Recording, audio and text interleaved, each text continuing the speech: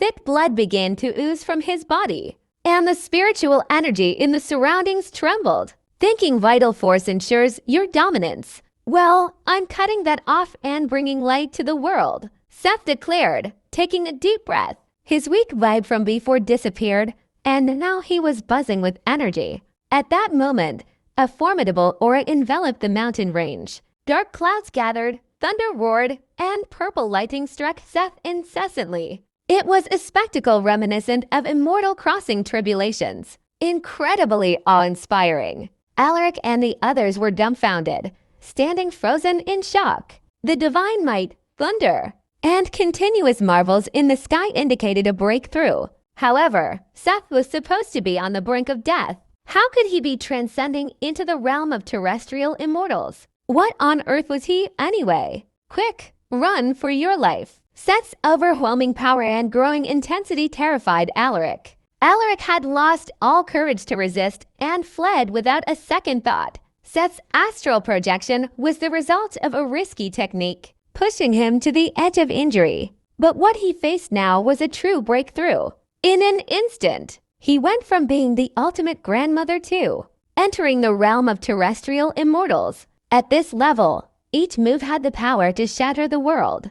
Even at his best, with vital force shielding him, Alaric wouldn't dare to face Seth directly, so the smartest move was to escape. Alaric was convinced that Seth's breakthrough was just a temporary surge. He anticipated that Seth would face a setback afterward, making him vulnerable and an easy target at that point. How dare you attempt a breakthrough in my presence? You're just asking for trouble. Recalling his past successful sneak attack, Caesar quickly drew his bow and focused all his energy to create a powerful dark arrow. When the right moment came, he aimed at Seth's chest and released the arrow. The dark arrow transformed into a black light, speeding toward Seth. Upon impact, a surge of purple lightning burst forth, destroying the dark arrow and striking Caesar relentlessly. With a loud boom, the lightning threw Caesar about 300 feet away. His whole body was burnt, and his circulatory pathways were cut off. He tumbled down from the mountaintop, leaving his fate uncertain. Seeing this, Elder Shade, who had considered intervening, transformed into a black mist. He quickly fled, unwilling to stay. Bearing the weight of my blood as a guide and my life as a conduit, I beckon heavenly thunder into my very being. It's a pursuit to boost my cultivation to new heights. Seth, you're a madman who doesn't cherish life. Frost, watching from afar, had a mixed expression. Besides being amazed, he admired Seth. Such an act, breaking into the realm of terrestrial immortals at the cost of one's life, was akin to seeking death. Regardless of success or failure, the only outcome was death. Uncle Seth, no? Dustin yelled desperately at the mountain's base. When the celestial anomalies appeared, Dustin realized something was wrong. Seeing Seth pushing his cultivation with thunder around him, Dustin grasped the situation. Seth was sacrificing himself to pave the way for him. The Sword Whisperer, no wonder they call him that. Glenn, observing from a distance, was genuinely amazed. The realm of terrestrial immortals was the ultimate goal for all martial artists, a realm both desirable and unattainable. There were many ultimate grandmasters throughout the history of Dragon Marsh, but only one in the realm of terrestrial immortals, Orion. Foyer from the Sacred Rhymes Summit. Aside from Orion, the world had gained another mythical figure. Seth was surrounded by purple light on the mountaintop, and thunder from the sky relentlessly struck his body. His once heroic face rapidly aged, and his jet black hair turned ashen white at a visible speed. In just a few moments, the once vigorous Seth became an elderly man with white hair. Despite forcefully breaking through the realm, his vitality was completely drained and his lifespan was on the verge of ending. Seth used his blood as a guide and his life as a conduit. His sacrifice granted him unparalleled strength. This sword technique, I call it the Draconic Edge. I hope that there will be lasting peace from now on, and the world will be free from any more conflicts or troubles. He raised the Dragon Sparrow sword and gently waved it toward the sky. It was a simple, straightforward move without any unnecessary frills. A vibrant purple sword aura zoomed through the air, racing toward Oakvale at an incredible speed. Starting at 3 feet, it grew an inch for every foot, rapidly expanding to over 30 feet in just a few moments. As the sword aura moved, the sky and the ground changed colors, and thunder rumbled. It sliced through the clouds, leaving a smooth, mirror-like cut in its wake. Growing and speeding up, the purple sword aura appeared to possess the power to reshape the very essence of reality. It instilled a bone-chilling awe in those who witnessed it. As Seth unleashed this mighty stroke, Alaric, the second ranked on the astonishing world list, had wisely retreated 10 miles away. The once confident powerhouse was now sweating and panicking. Madman, you're a madman, risking soul and sanity to boost your cultivation. I won't indulge your madness. Alaric cursed vehemently as he fled toward the Dragon Guard, seeking refuge in the protection of vital force and ancient formations. He felt that even if Seth had made a breakthrough, he wasn't much of a threat. The Mountain Protection Array, a testament to Alaric's life's dedication, awaited activation. It was originally designed to thwart Orion, but it would be used today. At that critical moment, a breaking sound echoed from behind. Alaric turned around. He saw a colossal sword aura 300 feet long, hurtling toward him with unstoppable force. Wherever the sword aura went, it destroyed rocks and wiped out the forest. Surprisingly, it was locked onto Alaric, and there was no way for him to escape. How is this possible? Alaric's eyes wide and in shock. The sword aura was getting closer. In a desperate move, he raised his Inferno Fury spear, creating a thick red barrier. But the sword aura passed through effortlessly. It pierced both the barrier and Alaric's body as it continued its trajectory toward the Dragon Guard. The Inferno Fury spear shattered into 2 pieces, falling to the ground with a crisp sound. Alaric stood frozen. He looked down and noticed his clothes were torn apart. Then blood started to ooze out. The bloodstain quickly spread, starting from the top and making its way down. Soon, blood began to drip from his forehead, tracing a path down to his thigh. And no, impossible. Before Alaric could react, his body was abruptly cleaved into by the emerging bloodstain. The left side toppled to the left, and the right side fell to the right, creating the appearance of wood split by an axe. 2 muffled thuds followed, and his lifeless body lay sprawled. His wide-open eyes carried an expression of disbelief. He never expected to be killed like this in the wilderness. They were a silent testament to the fall of the second-ranked powerhouse, the supreme authority of Dragon Marsh. With a mere wave of his hand, he could control the elements, deciding the fate of everyone.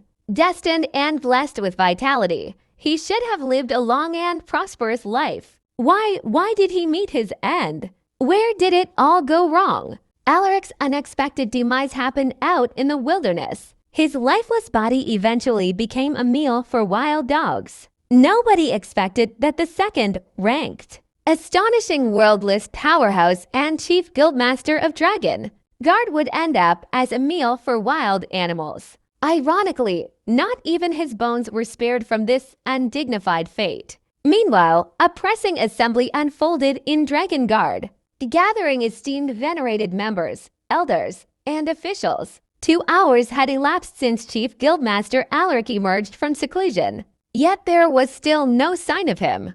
Under normal circumstances, this wouldn't raise an alarm. They were aware that he was in a fierce battle with Seth, the Sword Whisperer, who matched him closely in strength. Even though Alaric might have been stronger one-on-one, there was still concern about a possible surprise attack from the West Lucosian monarchy. Any updates from Chief Guildmaster's side? Urgency marked the entrance of a white, bearded elder. Joining the assembly of 2 were 3 dozen high-ranking members of the Dragon Guard. These people were the backbone of the Dragon Guard, wielding power in the political arena, and their influence stretched far and wide. To them, the royal family was just a pawn, as they were the true rulers of Dragon Marsh. We dispatched someone to investigate, but there's no information yet. One of the officials responded. Is this how you manage things? Letting the chief guildmaster venture alone into danger. If something happens to him, who will take responsibility? The white-bearded elder rebuked. Don't worry, Elder Lucius, our chief guildmaster, possesses unparalleled skills and the protection of vital force. Unless Orion intervenes, no one can match him, one of the officials reassured. People often say it's a tough challenge if the three aces from the West Lucosian monarchy team up. Even Chief Guildmaster won't have an easy time,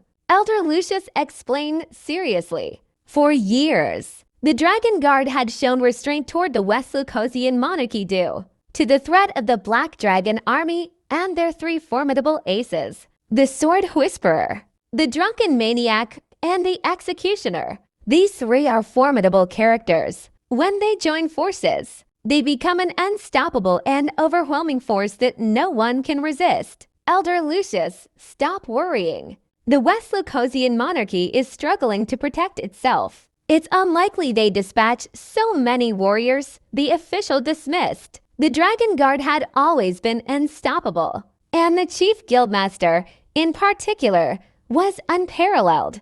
Who could harm the Chief Guildmaster? Better safe than sorry, Elder Lucius said, furrowing his brows. And what about the Assistant Chief Guildmaster? Why hasn't he shown up yet? Elder Lucius, the Assistant Chief Guildmaster, is still in seclusion. He even instructed that he should not be disturbed by anyone. Another person replied. He remained unconvinced, stating, I'll lead the reinforcements to Quandary Mountain to aid the Chief Guildmaster. As Elder Lucius was about to leave, a distressed Dragon Guard disciple rushed into the hall, sweating profusely. He exclaimed, Bad news! The Life Essence amulet in the Hall of Heroes, which Chief Guildmaster preserved, has shattered. What? The revelation shocked everyone. The assembled group stared in disbelief, their eyes wide, wondering if they had misheard. What did you just say? Repeat it, Elder Lucius snapped, seizing a disciple of the Dragon Guard by the collar and lifting him. Elder Lucius' anger was visible. I saw it myself in the Hall of Heroes. Our Chief Guildmaster's Life Essence amulet broke into two. The disciple exclaimed. In the House of Heroes, pivotal figures of the Dragon Guard each preserved a Life Essence amulet. When someone met their demise, the corresponding amulet would shatter without delay. Elder Lucius had glimpsed this phenomenon on a previous occasion, but it was a regular official's amulet breaking. Little did he anticipate witnessing the Chief Guildmaster's amulet shattering. Today a grim omen pointing to the untimely demise of the Dragon Guard's leader. No, it can't be. Chief Guildmaster is unbeatable. This must be a mistake, Elder Lucius shouted, refusing to accept the grim reality. In a state of shock, he pushed the disciple aside and rushed with a group of members to the House of Heroes. The sight that awaited them was beyond anything they could have imagined. In the upper echelons of the House of Heroes, the symbolic Life Essence amulet representing the Chief Guildmaster had split into two halves. The Life Essence amulet, crafted from a unique material impervious to blades and flames, was nearly indestructible from external forces. Its vulnerability lay in self-shattering. When the amulet's owner met their demise, despite its incredibility, the undeniable truth unfolded before their eyes. The Chief Guildmaster Alaric had indeed met an inexplicable end with no forewarning. Chief Guildmaster! Elder Lucius collapsed as he was overwhelmed with grief. Their friendship ran deep, and Alaric's sudden death was an unbearable blow. Who did this? Who killed the Chief Guildmaster? Whoever it is, we must avenge the Chief Guildmaster. All disciples of the Dragon Guard, listen up. Immediately head to Quandary Mountain and annihilate the murderer. After a brief moment of astonishment, the entire Dragon Guard erupted into chaos. Members of various ranks hastily assembled, and a terrifying force began to coalesce. At that moment, the sky seemed to echo with thunderous roars. A tremendous pressure suddenly descended upon the Dragon Guard, shrouding Wyvern Ridge. What's happening? Wherever it passed, the earth quivered. All things fell silent, and the space itself distorted. From a distance, It appeared as if the sky had been covered, blocking out the bright sunlight. The shadow of the sword aura enveloped the entire mountain range. The sky, now completely darkened, sent shivers through everyone present. Under the oppressive weight of what felt like a colossal mountain, they all stood frozen, motionless, and breathless. This sword technique, I call it the Draconic Edge. I hope that there will be lasting peace from now on, and the world will be free from any more conflicts or troubles. At this moment, an ethereal voice resonated throughout the sky and earth, accompanying the astonishing sword aura that descended upon Wyvern Ridge. Quick, activate the mountain protection array. Elder Lucius was the first to react, issuing a panicked and desperate cry. However, everything was already too late. The sword aura was simply too fast, taking only a few short seconds from its appearance to its arrival. When the guild members regained their senses, the colossal sword aura descended heavily, cleaving through the entire Dragon Guard. A deafening sound echoed, and the sword aura slashed apart the once extravagant Dragon Guard. Magnificent buildings crumbled into dust, including Elder Lucius and other Dragon Guard warriors, who disintegrated without a trace beneath the impact of the sword aura. Another earth-shattering sound followed. The sword aura that annihilated the Dragon Guard, and its residual force continued to descend, striking Wyvern Ridge with incredible force. The vast Wyvern Ridge was directly split into by the sword aura, reaching deep into the underground. The vital force concealed beneath Wyvern Ridge did not escape unscathed and was severed by the sword aura. As the vital force of the land fractured, crystalline energy surged from within the cracks and ascended to the highest realms. Gradually, it transformed into 5 streams of radiant light, dispersing into various corners of the world and fading into obscurity. The Dragon Guard lay in ruins, and the entire Wyvern Ridge, along with the vital force beneath, was severed by a single strike from Seth's sword. This powerful strike sent shockwaves throughout Aelka. Within the regal observatory, the elder sage sat upon a massive compass, engaged in hushed recitations. Suddenly, the ground shook as if in an earthquake. The central compass, under the impact, burst open with a resounding crack. Elder Sage trembled, spat out a mouthful of blood, and was visibly wounded. "Master, what happened to you?" Grace, who had just entered, was startled and rushed to assist him. It's an inevitable twist of fate. An inevitable twist. Elder Sage sighed deeply and coughed. "Master, what do you mean?" she asked. "The vital force has been destroyed," he said mournfully. "My earlier prediction has hit the mark. A single sword has sliced through the vital force of the Dragon Marsh. From now on, things in the government will be a mess, and the fate of the nation is on a downward spiral. Brace yourselves as our kingdom is on the verge of a major transformation." "What? The vital force is gone?" Grace's expression changed dramatically, though mentally prepared. The actual arrival of this tragic news was still difficult to accept. "Grace, without the vital force, unrest will quickly spread throughout the realm.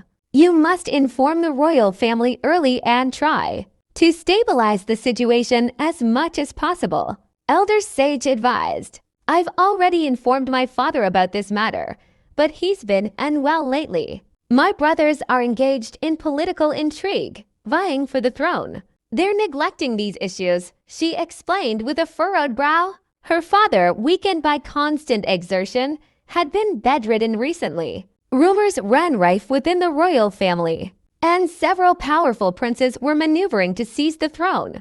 At that moment, no one was willing to step forward and take charge. Alas, it's all fate. He seemed to have foreseen this and sighed again. The vital force affects the nation's fortune and, in turn, influences the entire royal family. With the destruction of the vital force, Aelka will only become more chaotic. Be prepared for the tumultuous times ahead. "Master, is there really no room for recovery?" Grace asked with a furrowed brow. The elder sage remained silent, his gaze fixed on the celestial bodies as he sought signs and omens. After a brief pause, he spoke with measured words. "The essence of the celestial path lies in restoring balance. and addressing inadequacies while moderating redundancies. Though the rupture of the vital force has left a significant mark, it reassures us that destiny never leaves us without recourse. He went on, I have deduced that the vital force has transformed into 5 streams of Draken essence, dispersed across various parts of the world. Whoever can harness this Draken essence will be the chosen one. If you can locate these 5 individuals, Dragon Marsh will not only avert decline, but also ascend to unprecedented power. However, achieving such a feat is exceedingly difficult. He added, the world is vast, and uncovering it is akin to finding a needle in a haystack. The crucial challenge lies in identifying individuals recognized by the Draken essence, a task nearly impossible to achieve. At the end of his words, Elder Sage sighed once more. He pondered. The destruction of the vital force was a disaster for the current government. Yet, as the saying goes, things get better with time. Perhaps in the future, there will be a better leader and a brighter era. No one can really predict how things will turn out. Master, no matter how challenging it is, I'm determined to give it a try, Grace declared resolutely. With her father bedridden and her unreliable brothers, she had no choice but to take up the responsibility and attempt to salvage Dragon Marsh's losses as much as possible. Go then, be prepared. You're the only one with a chance to accomplish this, Elder Sage advised, emphasizing the importance of her role. Take care, Master. I'll visit you when I can. Grace bowed deeply and quickly took her leave. The destruction of the vital force demanded immediate action. The cycle of generations has unfolded, with each era having its rulers and subjects. As head of the Regal Observatory, the time has come for me to take my leave, Elder Sage sighed. He stood up unsteadily, performed rituals, and changed into fresh clothes. After arranging everything, he returned to his seat, closed his eyes, and waited. After some time, a gust of wind blew through, extinguishing the suspended lanterns. Elder Sage's head drooped, bidding farewell to the world. On the other side, on top of Quandary Mountain, Seth, who had unleashed the final strike, now resembled an elderly man on the brink of death. His body was covered in fine cracks, like a porcelain vase about to shatter. Logan. Seth's gaze shifted to Destin at the mountain's foot, giving him a faint smile. It's been many years. You've grown quite a bit. I almost didn't recognize you. Uncle Seth. Destin's eyes welled up, choked with emotion. He could keenly sense Seth's life force rapidly dwindling. This irreversible outcome had been set in motion when Seth forcibly boosted his cultivation. I've led a righteous life, deserving an honorable living. But I owe a debt to your mother. Seth continued, she saved my life, and I couldn't repay that favor. Now I'll return that life to you, considering it a resolution. You're my only disciple, and I don't have much to give. But take this dragon sparrow sword as a token of my goodwill. As he spoke, he tossed the dragon sparrow sword high in the air, and it embedded itself in the rock in front of Destin. Despite the proximity of the renowned sword he had long desired, Destin's hands trembled, hesitant to touch it. Logan, I have a favor to ask you. Seth's body began to dissipate, his voice becoming ethereal. He continued, if you get the chance, visit Serene Village in Etherberg. Find a woman named Blossom and tell her I've traveled far and won't be coming back. Let her find someone else to marry. Oh, right. There's a girl in the village named Hazel who has a promising talent. Nurture her well. She could be of great use in the future. That's about it. Take care, Logan. Be cautious in everything. I won't be able to help you anymore. You'll have to rely on yourself for everything. As those last words echoed, Seth's body completely transformed into dust, vanishing into the expanse of sky and earth. With a breakthrough in cultivation and a single stroke of the draconic edge, the world's foremost swordsman, the sword whisperer Seth, met his demise. Uncle Seth, Uncle Seth. As Seth's body slowly dissipated, Destin's eyes turned red and his voice grew desperate. Having been severely injured earlier, he was overwhelmed. spewing another mouthful of blood before collapsing to the ground. In a daze, a dejected expression adorned his face. In the relentless pursuit of truth and vengeance, he had sacrificed too much. Another loved one had departed. Was his quest worth all the sacrifices? Would there have been so many casualties if not for his vengeance-driven choices? For a swordsman, perhaps this is the best ending, Glenn said, his gaze fixed on the trembling dragon sparrow sword. And he added, the sword whisperer lived a brilliant life. Even in his final moments, he shone brightly, single-handedly slaying Alaric, destroying the dragon guard, and saving the world. A true hero, unparalleled. Glenn was typically arrogant and dismissive, even toward his own master, but found himself genuinely impressed by Seth. It was the true brilliance a sword whisperer should possess, something all swordsmen could only aspire to. It's all because of me. Uncle Seth wouldn't have died if it weren't for saving me. Dustin regretted his actions and lay on the ground with tears streaming down his face. If seeking revenge meant losing more loved ones, he'd rather live his life as a nobody and drift aimlessly through it. At that moment, he grasped the decisions his father made years ago, the death of his mother and his powerful father enduring humiliation. Initially perceiving his father as weak and fearful of losing power and status, Dustin came to realize that his father's fear wasn't centered on losing power but on avoiding the sacrifice of more loved ones. Some experiences were impossible to comprehend without walking in another's shoes. Could it be that his father was the most helpless and tormented person back then? Logan, if you let this affect you, then I've misjudged you, Glenn stated coldly. Seth's death was his own choice, his decision. It has nothing to do with you. Also, do you think you can live peacefully by doing nothing? You're terribly naive. Dragon Guard had strategically planned a decade ago, aiming to annex the West Lucosian monarchy. The moment has now arrived. Whether or not you were involved in these affairs, calamity is inevitable, just a matter of days sooner or later.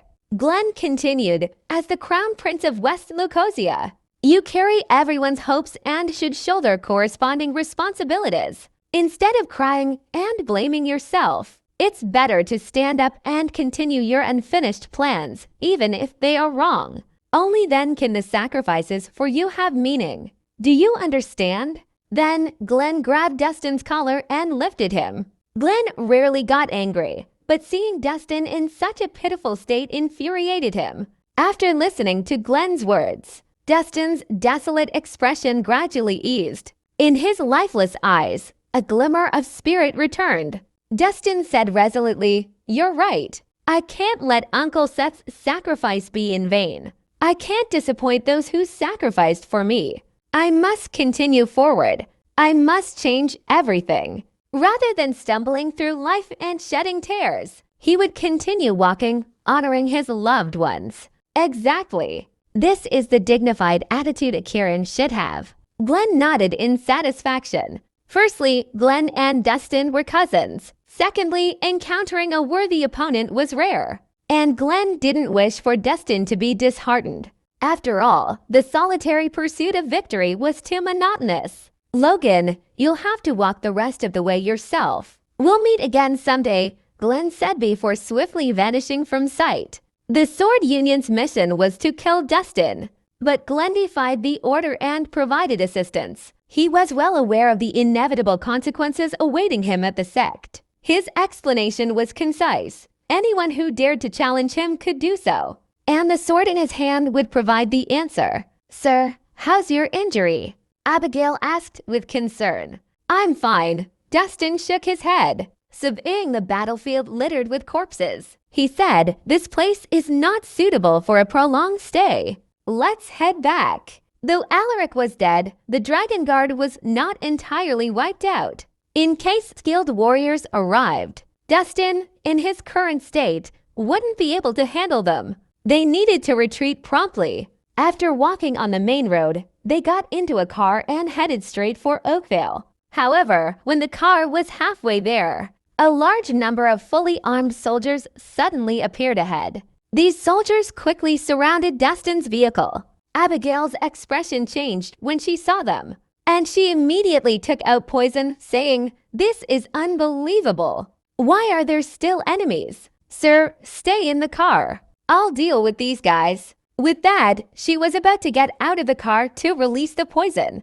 "Wait, they're not enemies. They're reinforcements." He immediately intervened. Reinforcements. She was momentarily stunned, not fully grasping the situation. Then, the door of the leading vehicle on the opposite side suddenly opened. Adam, his body stained with blood, rushed over urgently. "Bro, my bro." Adam ran and shouted, looking extremely anxious. When he saw Dustin covered in blood, his expression changed dramatically. "Oh my God, how did you get injured like this? Quick, hurry up, medic." He waved frantically to the back, signaling for medical assistance for Dustin. "No need to make a fuss. I'm fine." Dustin shook his head. "You're spitting blood, and you say you're fine. Bro, you're really something," Adam said, looking amused. "I'm a doctor. I know my own body." "It's not fatal for now," Dustin replied. "That's a relief," Adam sighed in relief. "We encountered an interception on the road just now. Martial arts union soldiers tried to stop us. I managed to force them back, but it delayed us by an hour. Fortunately, you're safe, Logan." At that moment, a hurried call echoed. Dressed in a red martial outfit with flowing silver hair, Scarlett rushed over anxiously, bulldozing her way through and knocking down anyone in her path. Her face, typically radiating elegance, now reflected panic and deep concern.